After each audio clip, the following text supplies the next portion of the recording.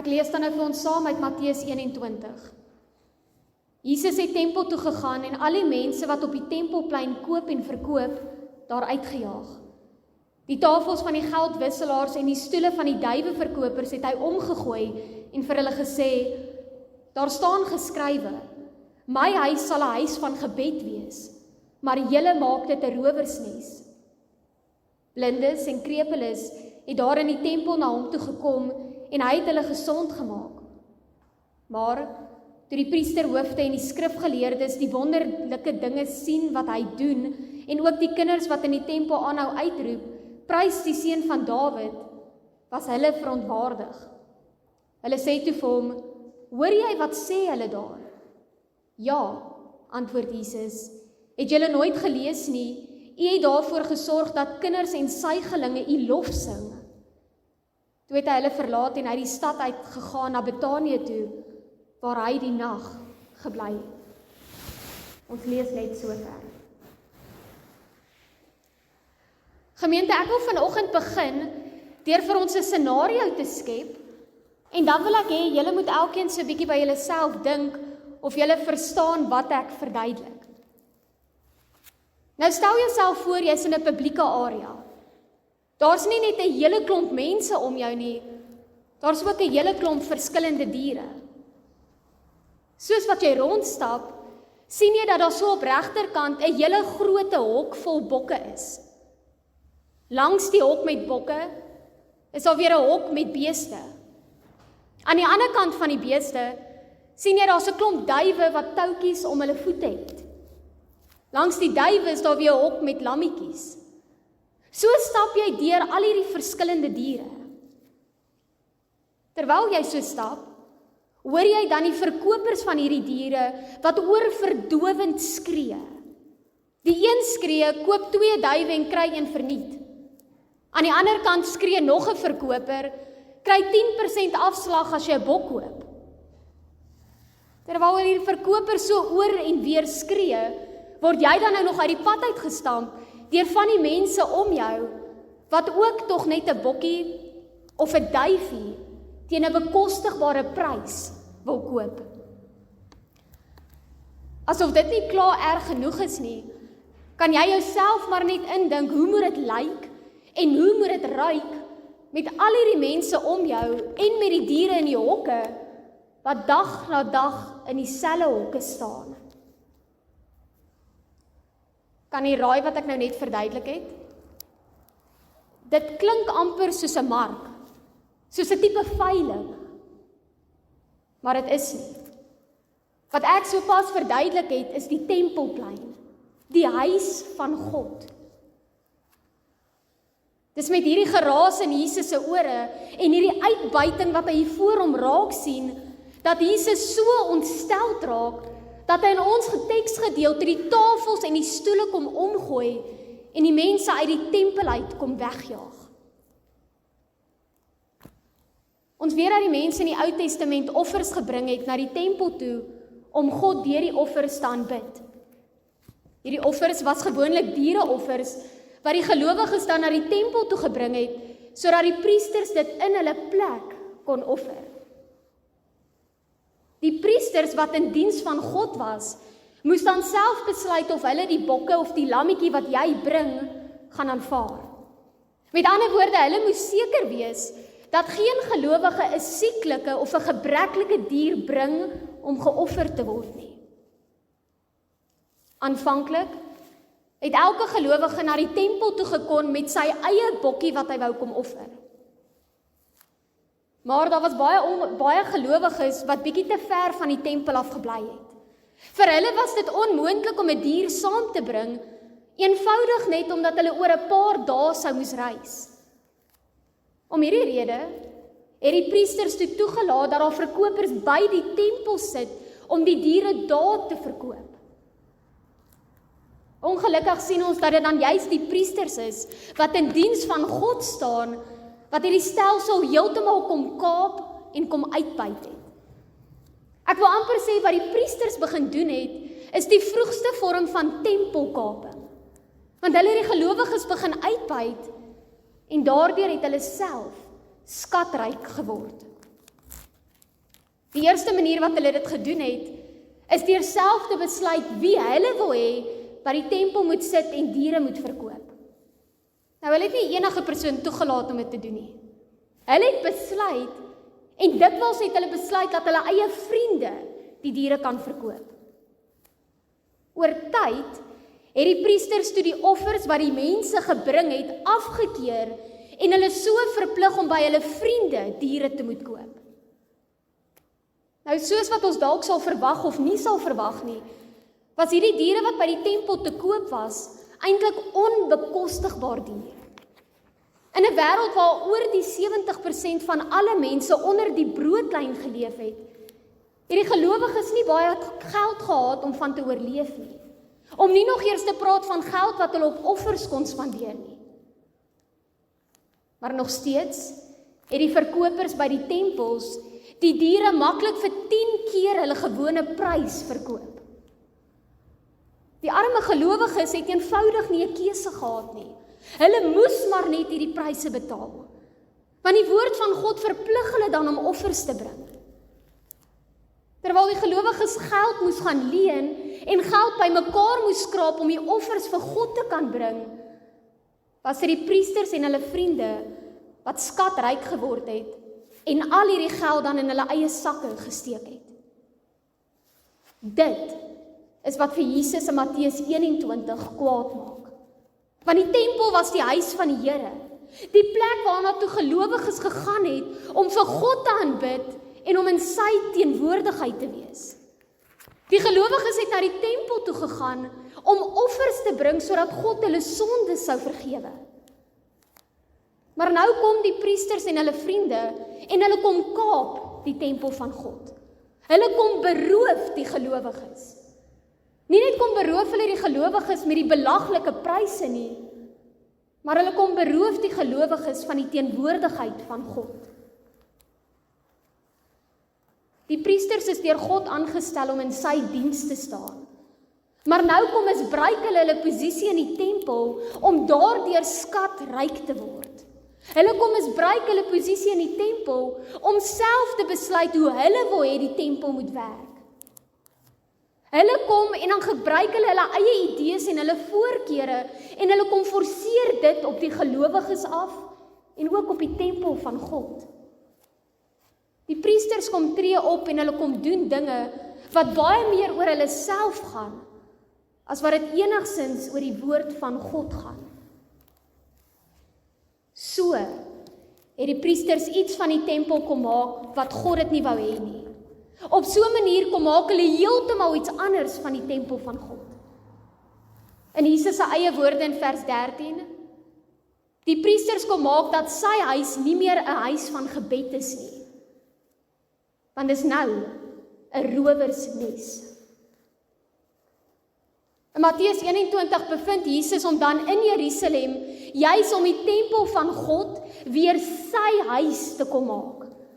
Met ander woorde, Jesus is in die tempel om te kom verseker dat die tempel weer gefokus sal wees op God. Om te kom verseker dat God weer bepaal hoe dit in sy tempel werk. Nou net voor ons teksgedeelte sien ons dat Jesus in Jerusalem aankom. Dis Jesus se groot en finale intog in Jerusalem. Sy intog waarvan ons reeds in die Ou Testament gelees het. Jesus kom ingery by Jerusalem en hy gaan uiteindelik sy kruisiging tegemoet op die rug van 'n donkie. Ons lees in die Ou Testament dat Jesus op 'n donkie sal kom, juis om te kom wys dat hy die koning is. Hy is die oorwinnaar wat in vrede en met nederigheid kom. Anders as wat die Jode verwag het, is Jesus nie 'n gewelddadige koning wat kom om te vernietig en te breek nie.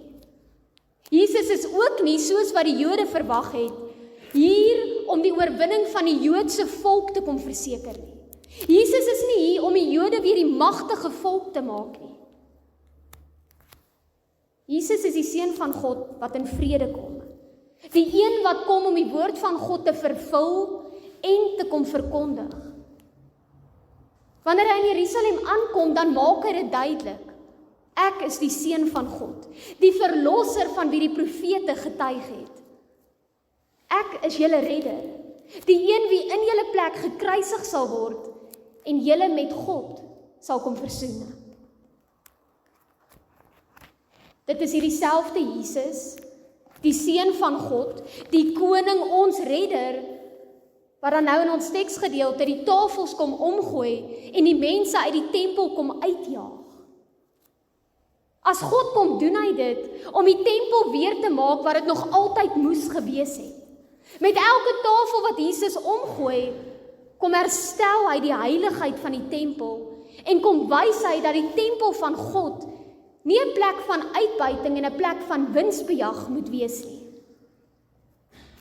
Wanneer Jesus die tempel kom reinig, dan kom wys hy vir ons, die tempel moet werk en moet wees soos wat God dit wil hê. Geen priester, geen vriend van die priester en geen gelowige kan die tempel kom maak soos wat hy of sy dit wil hê nie. Want die tempel moet gaan oor God. God moet die middelpunt van die kerk wees.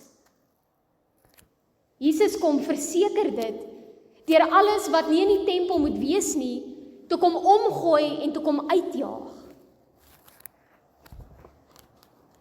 Gemeente, Jesus het die Ou Testament uit sy kop uitgeken.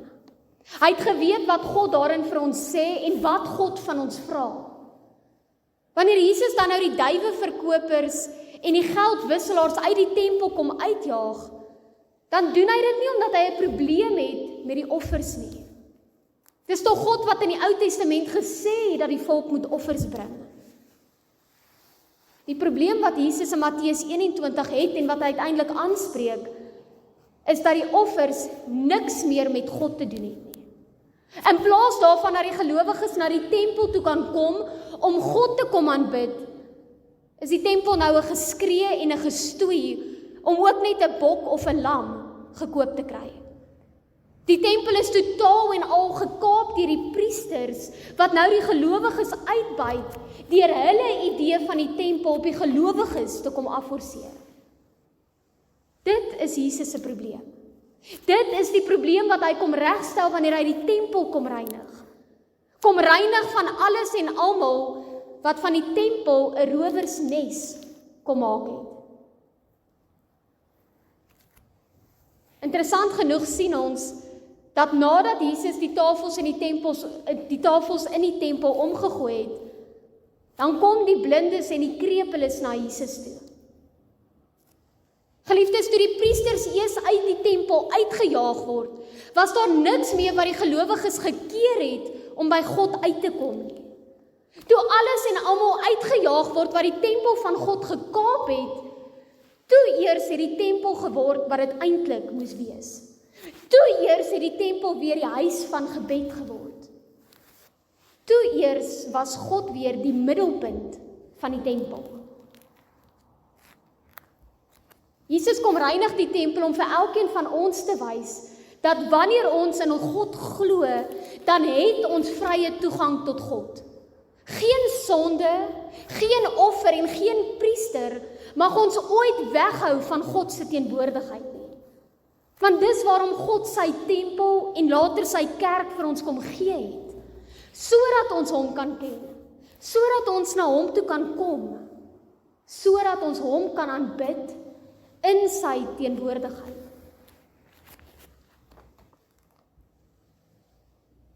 Die profeet Sagaria het in die Ou Testament gesê dat Jesus, die koning, die oorwinnaar, op 'n donkie in Jerusalem sal inry. Net so gebeur dit dan nou in die begin van Matteus 21, wanneer Jesus op 'n donkie inry. Die profeet Maleagi het gesê dat Jesus, die boodskapper van God, sou kom om sy tempel te kom reinig. Net so gebeur dit dan in vanoggend se teksgedeelte, wanneer Jesus kom en die tempel kom reinig. Liewe broers en susters, Jesus kom doen al hierdie dinge, soos wat God in die Ou Testament gesê het hy sal, juis om te kom wys dat daar geen twyfel is oor wie hy is nie. Hy is ons koning en ons verlosser. Hy is die seun van God, wie deur God gestuur is. As seun van God kom hy dan nou in Jerusalem in. Hy kom reinig die tempels. Hy kom verseker dat die tempel weer die huis van God sal wees. Die huis waarin ons as gelowiges kan kom, om in aanbidding voor God stil te raak, om meer te leer van hom, en om uit sy woord te kan saamlees. Terwyl die blindes en die krepeles, die wie volgens die priesters eintlik onrein was, glo en bely dat Jesus die Seun van God is dit juist die skrifgeleerdes en die priesters wat dit nie glo of bely nie. Die priesters en die skrifgeleerdes het die Ou Testament uit hulle koppe uitgeken. Hulle het geweet dat God vir ons 'n Messias sal stuur. Hulle het geweet dat God gesê het dat hy vir ons sy seun sal stuur wat in Jerusalem sal inkom op die rug van 'n donkie. Hulle het geweet dat Jesus die tempel sou kom reinig. En tog, wanneer Jesus in Matteus 21 by Jerusalem inry op die rug van 'n donkie, wanneer Jesus die tempel kom reinig, wanneer hy die blindes en die krepeles kom genees, dan erken die priesters en die skrifgeleerdes nog steeds nie vir Jesus as God nie. Van die heel begin tot aan die heel einde verwerp hulle vir God. Hulle verwerping van Jesus as God lei dan uiteindelik tot die kruisdood van Jesus, net 6 hoofstukke na ons teksgedeelte. Maar dis die onbelangrikes, dis die sondiges, die blindes, die krepeles en uiteindelik die kinders, wat bely dat Jesus die seun van Dawid is. In Matteus 21 vers 15 lees ons dit. Want toe die kinders die wonderwerke sien wat Jesus kom doen het hulle dadelik begin uitroep, prys die seun van Dawid. Die kinders het vir Jesus as God erken, soos wat Dawid in die Ou Testament reeds gesê het, dit sal gebeur. Dawid skryf in Psalm 8 vers 3, kinders en suigelinge besing die magtige werk wat U tot stand gebring het. So word U teestanders, die vyand, die wraakgierig is, tot swye gebring. Dit is wat ons in Matteus 21 sien. Want die kinders roep uit, Jesus is die seun van Dawid, terwyl die priesters en die skrifgeleerdes verontwaardig staan en toekyk. Geliefdes, dit wat Jesus in Matteus 21 kom doen het, is vandag nog vir ons as kerk van die lewende Here ongelooflik belangrik. Die priesters het iets van die tempel van God kom maak, wat dit nie moes wees nie, deur die fokus weg te skuif van God en van sy woord af. Die priesters het hulle mag misbruik en hulle eie idees en voorkeure op die tempel kom afforceer. Gemeente, ons moet versigtig wees dat ons dit nie ook doen nie. Dat ons nie ook ons manier van doen, ons voorkeur van aanbidding op die huis van God begin afforceer. Want in die kerk van die drie-enige God moet alles aanleenlik gaan oor die woord van God en oor wat hy vir ons kom doen het. Dit is waaroor sy kerk moet gaan. En tog hoor ons so baie dat mense sal sê, ek gaan na daardie kerk toe want daar sing ons lekker. Of ek verkies hierdie kerk want ek hou van die predikant. Of selfs ek gaan daartoe want daar's die banke ten minste gemaklik. Jesus kom waarsku ons hier teen. Want sodra ons dit doen, dan is ons ook besig om die fokus van die kerk van God weg te vat van God en van sy woord af. Dan is ons ook nes die priesters besig om die huis van God te kaap met ons eie idees en ons eie voorkeure. Want dan is ons besig om vir onsself te vra, hoe kan ons die kerk verander sodat dit vir ons lekkerder kan wees? Matteus 21 kom maak Jesus dit duidelik. Die huis is die gebed, die tempel is die huis van gebed. Dit is die huis van God. Die fokus moet nie wees op wat vir ons lekker is nie. Die fokus moet wees op God, op sy woord, op wat hy vir ons kom doen het. Mag ons as kinders van God daarom alleen sy woord gebruik as maatstaf vir waarom ons na hierdie kerk toe gaan of eerder na daardie een toe. Mag ons begin sê, ek gaan na hierdie kerk toe want hier word die woord van God suiwer verkondig. Ek gaan na daardie kerk toe want daar is die fokus op God, op wat hy vir ons kom doen het, op Jesus wat aan die kruis gesterf het en ons sondes kom vergewe het. Geliefdes, wanneer Jesus die tempel kom reinig, dan is hy besig om vir ons te wys wat waarlik belangrik is. Dan is hy besig om vir ons te wys waaroor die huis van God gaan. Mag ons daarom nie uitstap en weet dat ons deur Jesus Christus vrye toegang verkry tot die huis van God. Vrye toegang verkry om hom hier toe kom aanbid en om hom aan te roep as ons Vader. Ons verkry vrye toegang om hier saam sy woord te lees en om Sondag na Sondag weer herinner te word aan sy genade en aan die goeie nuus van Jesus se kruisiging. Want dit is waarom God vir ons sy kerk omgee het. Dit is waarom Jesus in Matteus 21 die stoele en die tafels kom omgooi en die duiweverkopers en die geldwisselaars uit die tempel kom wegjaag. Amen.